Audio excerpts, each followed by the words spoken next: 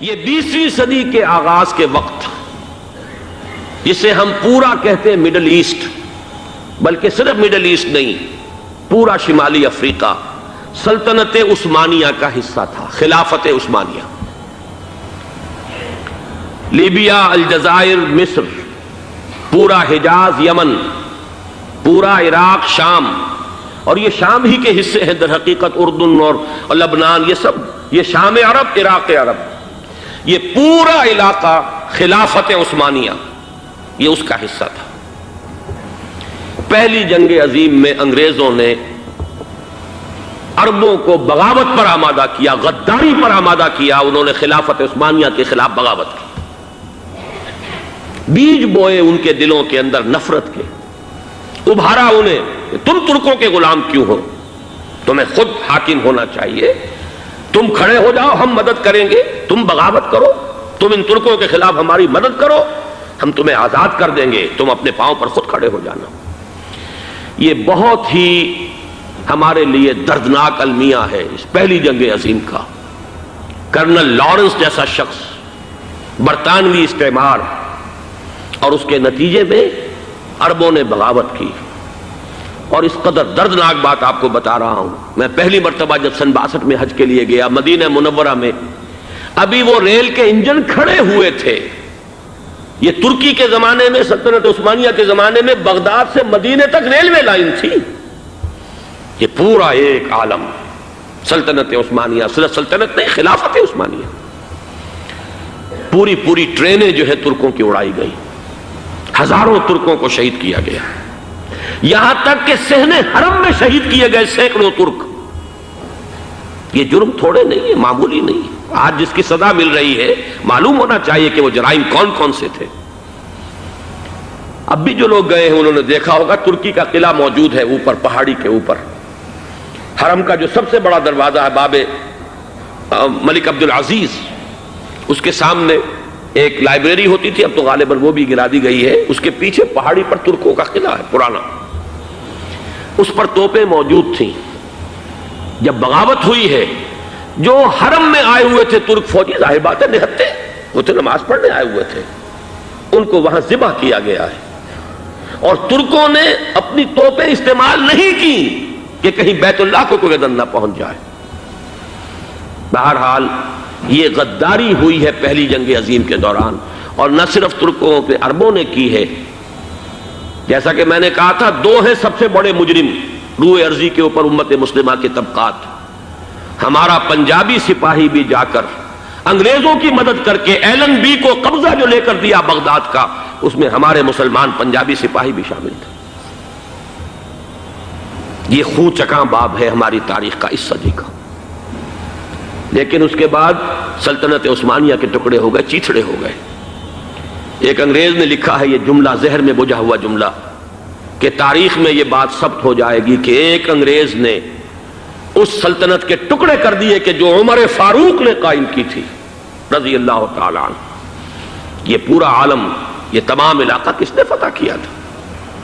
یہ بات ہاتھ بدل گئے تھے، پھر ترک آ گئے، خلافت عثمانیوں کے پاس چلی گئی، لیکن یہ سلطنت تو حضرت عمر رضی اللہ تعالیٰ عنہ کے زمانے سے چلی آ رہی تھی۔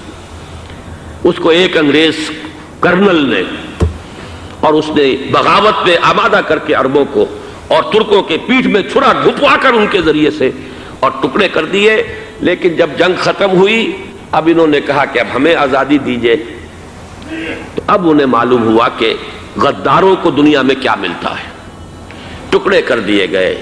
یہ حصہ عراق یہ انگریز کے پاس رہے گا، شام کا یہ علاقہ یہ فرانسیسیوں کے پاس رہے گا، مصر پر انگریزوں کا تسلط رہے گا، لیبیا اطالویوں کے پاس رہے گا، لے دے کر یہ جو علاقہ تھا حجاز، چونکہ وہاں کچھ تھا ہی نہیں، بوادن غیر ذی زرع، یہ عربوں کے پاس چھوڑ دیا گیا۔ اس وقت جو بادشاہ ہیں شاہ حسین اردن کے، ان کے دادا سب سے بڑے غدار وہی تھے، لہذا ان کو اس علاقے کی بادشاہت دے دی گئی۔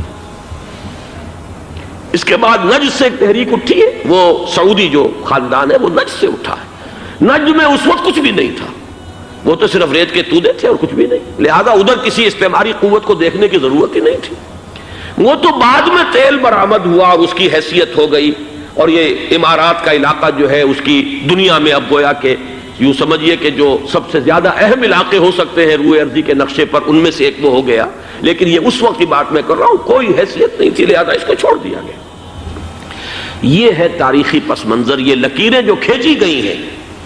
یہ ایک ملت اسلامیہ کو جو قومیتوں میں تقسیم کیا گیا، پھر نعرے لگوائے گئے المصر للمصریین الشام للشامیین. اب شامی ایک علیحدہ قوم ہو چکے ہیں، مصری ایک علیحدہ قوم ہو چکے ہیں، عراقی ایک علیحدہ قوم ہو چکے ہیں. یہ ساری تقسیمیں استعمار کی پیدا کرنا ہے، اس کا کوئی تعلق اسلام کے ساتھ نہیں. اب ضرورت تو اس بات کی تھی کہ استعمار کے پنجے جب یہاں سے کچھ ہٹے، دوسری جنگ عظیم کے بعد ایک دور آیا، امریکہ ابھرا ہے دنیا کی عالمی سطح پر سیاست میں. اس کے ہاں کچھ آزادی کے تصورات تھے، اس نے بھی سپورٹ کیا. برطانیہ کمزور ہو چکا تھا، وہ اتنے بڑے علاقے کو اب ہولڈ نہیں کر سکتا تھا. ہندوستان بھی آزاد ہوا، پھر یہ کہ اور دوسرے علاقوں سے بھی اس کو پسپائی اختیار کرنی پڑی. استعمار کے پنجے جس طرح بھی ہوئے، ان کے سینوں سے، عربوں کے سینوں سے جو ہے گویا کہ وہ ہٹے. لیکن امریکہ نے ایک اپنی بہت بڑی حکمت عملی جو اختیار کی، عالم عرب کے سینے میں اسرائیل کا خنجر پیوست کر دیا تاکہ یہ کبھی آزاد نہ ہو جائیں، ہمارے انگوٹھے تلے رہے، ہماری پالیسی گورن کرے. یہ استعمار کا دوسری جنگ عظیم کے بعد جہاں برطانوی استعمار، فرانسیسی استعمار رفتہ رفتہ یہ ہٹنے شروع ہوئے. صدر ناصر نے انگریزوں کو اٹھا کر پھینکا میڈیٹرینین میں اور دوسرے جگہوں سے. الجزائر نے آزادی حاصل کی فرانس سے، اطالویوں سے جو ہے لیبیا والوں نے آزادی حاصل کی. یہ ہو گیا، لیکن ایک خنجر پیوست کر دیا گیا اسرائیل کا سینہ عرب. اس صورتحال میں ظاہر بات ہے کہ ایک تو بڑی آئیڈیل پوزیشن تھی کہ پورا عالم اسلام متحد ہو، لیکن وہ تو بہت دور کا خواب معلوم ہوتا ہے. علامہ اقبال سے بڑا کوئی نقیب نہیں ہے ملت اسلامی کی وحدت کا. ایک ہو مسلم حرم کی پاسبانی کے لیے، نیل کے ساحل سے لے کر تا بخاک کاشغر. لیکن انہیں بھی اپنے لیکچرز میں کہنا پڑا کہ اس وقت جو صورتحال ہے، پورے عالم اسلام کی ایک وحدت بن جانا تو تقریباً ناممکن نظر آ رہا ہے. اگر کسی طرح ایک common wealth of Muslim nations وجود میں آ جائے تو بھی بڑی کامیابی ہوگی. لیکن اس سے بھی پہلے یہ تو زیادہ آسان تھا کہ عالم عرب ایک وحدت کی شکل اختیار کر لے. یہ تو ایک قوم ہے، اکثر و بیشتر ایک نسل یا زیادہ دو نسلیں کہہ دیجئے. شمالی افریقہ میں بربر نسل بھی ہے، باقی تو سب عرب ہے. یہ پورا عالم ایک نسل، ایک زبان، پورے اتنے رقبے کے اوپر بولے جانے والی ایک زبان، یہ تو ایک ہو جائے. افسوس یہ ہے کہ اس کا ایک ہو جانا، ایک شخصیت ابھری تھی جو مذہبی مزاج کی شخصیت تھی، جو دینی مزاج کی حامل شخصیت تھی. اگر اس کی قیادت میں عالم عرب متحد ہو جاتا تو واقعتاً ایک بہت بڑا جو ہے مرحلہ وہ طے ہو جاتا پوری عالمی ملت اسلامیہ کی ایک وحدت اختیار کرنے کا. وہ شخصیت تھی شاہ فیصل شہید کی. اور اس لفظ کے ساتھ ہی آپ کے ذہن میں آ گیا ہوگا کیوں انہیں شہید کر دیا گیا، کس نے کیا کرایا، کہاں سے تعلیم حاصل کر کے آیا تھا وہ جس نے شہید کیا شاہ فیصل شہید کو. اس کی گردن پر کون سوار تھی، وہ یہودی لڑکی کے جس کے فوٹو بھی شائع ہوئے، ایک گردن پر اٹھائے کھڑا ہوا شہزادہ اپنی ایک یہودی دوست کو، لڑکی کو.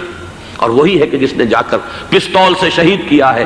جان میں اچھی طرح جان لیجئے، جیسے بارہا میں نے عرض کیا ہے کہ حضرت عمر کو شہید کرنے والا کہنے کو ابو لولو فیروز تھا، لیکن اس کے پیچھے پورا ایرانی نسل پرستی کا جو پورا پس منظر ہے، اسے تو ہر شخص جس کی ذرا بھی نگاہ جو ہے جو صرف منظر کو نہ دیکھ رہی ہو، پس منظر کو بھی دیکھنے والی ہو، وہ تو جان لے گی کہ ابو لولو فیروز ایک فرد کا نام نہیں تھا، وہ ایران کا انتقام تھا عالم عرب سے. بالکل اسی طریقے سے یہ امریکی استعمار کا ہتھ کنڈا تھا، اسے محسوس ہوا. شاہ فیصل مذہبی مزاج کا شخص یہ ابھر رہا ہے، اور یہ شاہ فیصل کی حکمت عملی کا ذرا آپ اندازہ کیجئے. لاہور میں سمٹ کانفرنس ہوئی، اس میں وہ آئے، سب سے ٹاورنگ پرسنالٹی پورے اس وقت عالم اسلام کے اندر شاہ فیصل کی تھی. اور وہ گویا کہ ایک بہت ہی جس کو کہا جائے کہ ایک بہت ایلڈرلی، ایک بزرگانہ ایک شخصیت جو ہے، اور انہوں نے اپنے دولت کے دروازے، عرب میں وہ مشہور تھے کہ نہایت خسیس اور بخیل انسان ہے، اس لیے کہ وہاں وہ خرچ کرتے تھے حساب کتاب کے ساتھ، لیکن ان کے خزانے کھلے ہوئے تھے عالم اسلام کے لیے، ادھر بھی مدد ہے، ادھر بھی مدد ہے، ادھر بھی کام ہو رہا ہے، ادھر بھی کام ہو رہا ہے۔ پھر انہوں نے تیل کا ہتھیار استعمال کر کے ایک دفعہ امریکہ کو دن میں تارے دکھا دیے تھے، لہذا ان کا ہٹایا جانا سین سے یہ امریکی استعمار کے لیے لازم تھا۔ بلے شالوں کی ہنس کے یار منا لیں دے،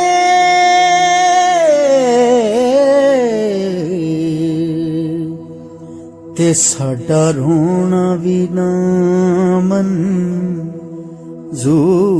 ہویا، منظور ہویا۔